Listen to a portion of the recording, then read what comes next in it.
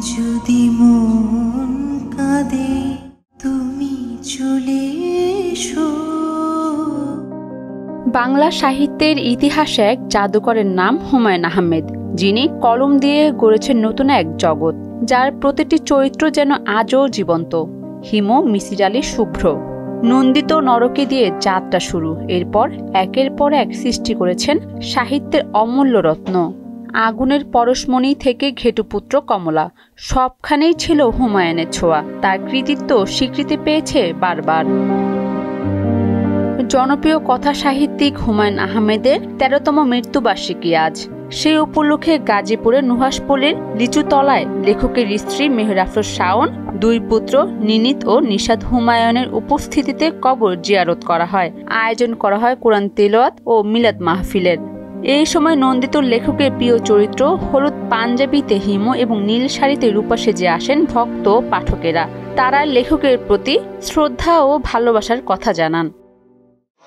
শিল্পীর শৈল্পিক গুণ আমাদেরকে আকৃষ্ট করে।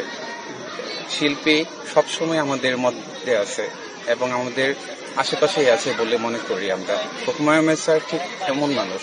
হুমায়ূন আহমেদ স্যারের জন্ম এবং মৃত্যুবার্ষিকীতে যত মানুষ এখানে উপস্থিত হয়, তো স্যার যদিও বেঁচে নেই, কিন্তু ওনার সাহিত্যের মাধ্যমে, ওনার কর্মের মাধ্যমে আমাদের মাঝে চিরদিন বেঁচে থাকবেন।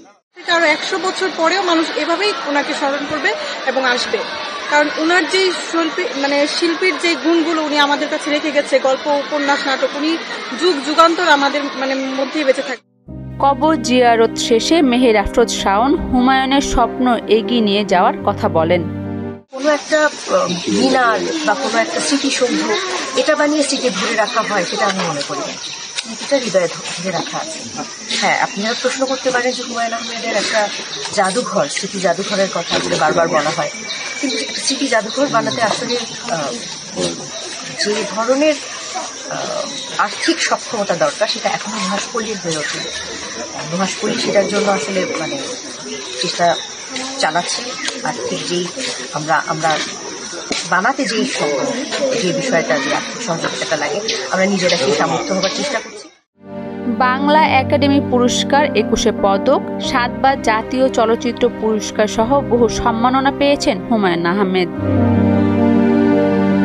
১৯৪৭ সালের ১৩ নভেম্বর নেত্রকোনার কেন্দ্র উপজেলায় কুতুবপুর গ্রামে জন্মগ্রহণ করেন নন্দিত কথা সাহিত্যিক হুমায়ূন আহমেদ। ২০১২ সালে ১৯ জুলাই মরণ ব্যাধি ক্যান্সারে আক্রান্ত হয়ে তিনি নিউ ইয়র্কের একটি হাসপাতালে মারা যান।